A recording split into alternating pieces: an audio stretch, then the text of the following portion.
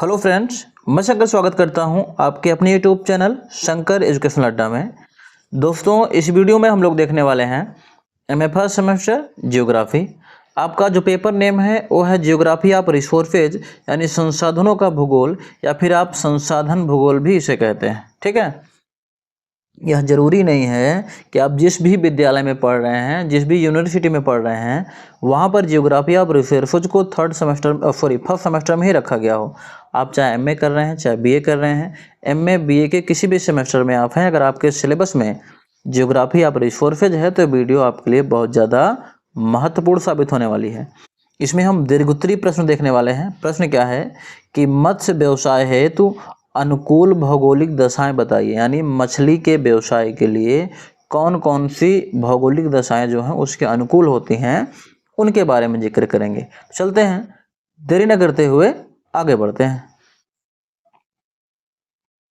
देखिए, लिखा गया है कि भैया मछली पकड़ना मानव का प्राचीनतम व्यवसाय है, यानी जो मछली पकड़ने का कार्य है वो मानव का बहुत पुराना कार्य है। ठीक ना, बहुत पुराना व्यवसाय है। मछली एक सस्ता, सुलभ एवं पौष्टिक खाद्य है। भैया मछली जो है एक सस्ता, सुलभ और पौष्टिक खाद्य के अंतर्गत आती हैं। इसके कारण वर्तमान समय में यह भी एक मानव भोजन का महत्वपूर्ण है। भैया इसी कारण जो है मछलियां जो हैं मानव भोजन का एक महत्वपूर्ण अंग है वर्तमान समय में। ठीक है, अगला पॉइंट देख लेते हैं। आगे क्या लिखा गया है कि भारत जैसे विकासशील देशों में जनसंख्या बड़ी तीव्र गति से बढ़ रही है और कृषि संसाधन हमारी बढ़ती हुई मांग को पूरा करने में सक्षम नहीं है। यानी भैया भारत जैसे विकासशील देशों में जो जनसंख्या है बहुत तेजी से बढ़ रही है। ठीक है ना, और कृषि संसाधन जो है इतने नहीं है कि हमारी मांग को पूरा कर सके, हमारी मांगों को पूरा करने के लिए सक्षम नहीं है। ठीक है, चलते हैं आगे देख लेते हैं। ऐसी परिस्थिति में मत्स्य उद्योग का महत्व बढ़ता जा रहा है। भैया इस स्थिति में क्या होता है, क्या हो रहा है कि मत्स्य उद्योग का जो महत्वपूर्ण है वो महत्व जो है वो बढ़ता जा रहा है। मछली के प्रयोग से हमें जो है पौष्टिक मिलता है, साथ ही साथ लाखों लोगों को जीविका का भी साधन मिलता है और निर्यात से महत्वपूर्ण विदेशी मुद्रा की प्राप्ति भी होती है। भैया क्या कह रहा है कि जहां विकासशील देशों में बढ़ती जनसंख्या की वजह से जो कृषि संसाधन है वो हमारी मांग को पूरा करने में सक्षम नहीं है, तो ऐसी परिस्थिति में क्या है मत्स्य उद्योग का महत्व जो है वो बढ़ता जा रहा है। ठीक है, मछली के प्रयोग से हमें क्या मिलता है, पौष्टिक मिलता है और साथ ही साथ लाखों लोगों को जीविका चलाने का साधन भी जो है मिलता है, और अगर इसका निर्यात किया जाए तो महत्वपूर्ण विदेशी मुद्राओं की प्राप्ति भी हमें होती है। ठीक है, आगे देख लेते हैं कि भैया मत्स्य उद्योग हेतु भौगोलिक दशाएं। तो लिखा गया है मत्स्य उद्योग हेतु निम्नलिखित भौगोलिक दशाएं प्राप्त होनी चाहिए। यानी अगर आप मछली का उद्योग करना चाहते हैं, मछली का व्यवसाय करना चाहते हैं, तो उसके लिए आपके कुछ भौगोलिक दशाएं हैं जो वहाँ होनी चाहिए। कौन कौन सा, पहला देख लेते हैं। शीतोष्ण जलवायु होनी चाहिए।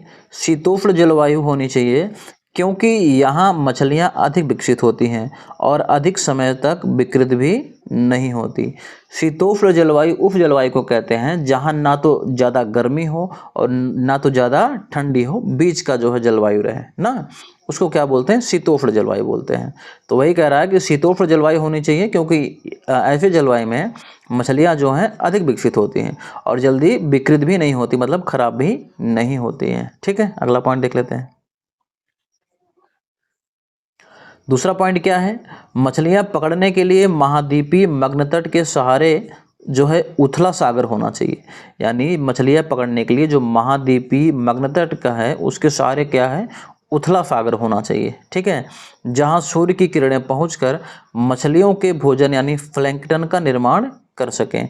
भैया प्लैंकटन जो है मछलियों का भोजन होता है, वहीं निर्माण होता है जहाँ सूर्य की किरणें पहुँचती हैं। तो ऐसे में क्या होगा, अगर सागर जो है उथला तट वाला होगा, ठीक है ना, मग्न तट जो है अगर उथला सागर वाला होगा तो वहाँ पर सूर्य की किरणें आसानी से पहुँचेंगी और प्लैंकटन का निर्माण करेंगी, जिससे मछलियों का जो है मछलियाँ वहाँ ज़्यादा रह सकेंगी, मछलियों का उत्पादन वहाँ ज़्यादा होता है। ठीक है। तीसरा पॉइंट क्या है, उष्ण व शीत जलधाराओं का मिलन स्थान मत्स्य के लिए सर्वाधिक उपयुक्त होता है क्योंकि यहाँ पर प्लैंकटन के लिए अनुकूल दशाएं विद्यमान हो जाती हैं। क्या कह रहा है, उष्ण और शीत जलधाराओं का, यानी जहाँ गर्म और ठंडी जलधाराएं मिलती हैं वह स्थान मछलियों के लिए बहुत ज़्यादा उपयुक्त होता है। क्यों? क्योंकि यहाँ प्लैंकटन निर्माण करने के लिए जो है दशाएं जो है वहाँ की अनुकूल होती हैं, वहाँ प्लैंकटन आपके आसानी से बनते हैं, मिलते हैं, इनका निर्माण होता है। ठीक है। अगला पॉइंट क्या कह रहा है कि ताज़ा जल की उपलब्धता नदियों द्वारा होनी चाहिए। भैया जो ताज़ा जल है नदियों के द्वारा वो मिलना चाहिए। कटा फटा समुद्री किनारा भी होना चाहिए, ठीक है ना, मछलियों को पकड़ने के लिए। कुशल एवं साहसी नाविक होने चाहिए, जो भैया कुशल रहे मछलियों को पकड़ने में और साहस भी उनके अंदर रहे, ठीक है ना, ऐसे नाविक भी जो है होने चाहिए। ठीक है। अगला पॉइंट क्या कह रहा है, स्थानीय मांग व बाजार की निकटता होनी चाहिए। भैया जहाँ व्यवसाय खोला जाए, जहाँ उद्योग खोला जाए, वहाँ का स्थानीय मांग जो है, लोगों का जो स्थानीय भाव है, मतलब स्थानीय जो लोग हैं वो लोग भी मछलियों की मांग करते हों, वहाँ भी मछलियाँ बिकें, और बाजार जो है आपके उद्योग से काफ़ी ज़्यादा निकट होना चाहिए। ठीक है ना। ये सारी भौगोलिक दशाएं हैं।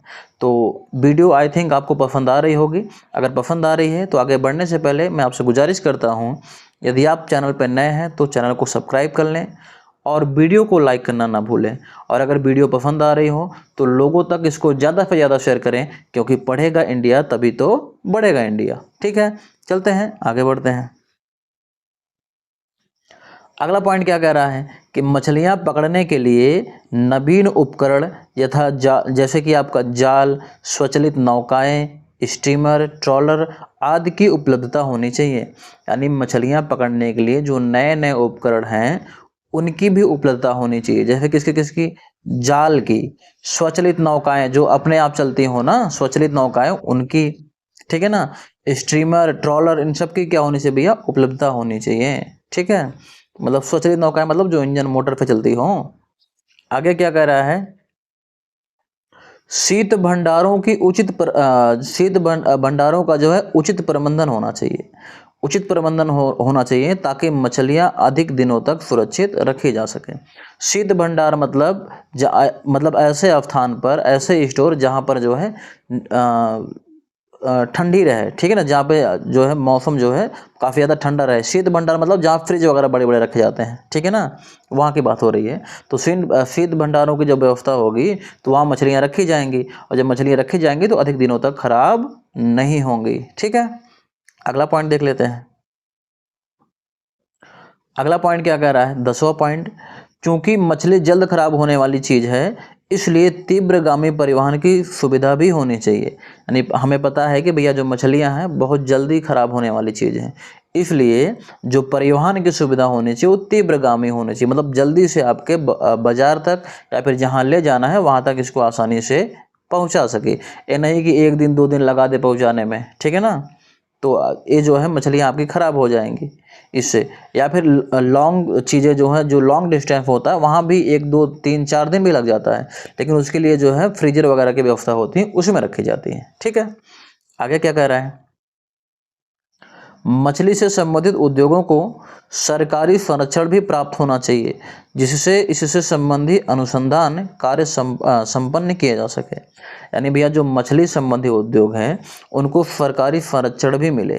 सरकारी संरक्षण मतलब सरकार के देखभाल में रहेंगे वो लोग, तो सरकारी संरक्षण करने का मतलब जब सरकार के देखभाल में रहेंगे तो जो नुकसान होगा उसका बीमा वगैरह होगा, सरकार उसका भरपाई करे, ठीक है ना, उसके लिए कुछ रूल और रेगुलेशन बनाए।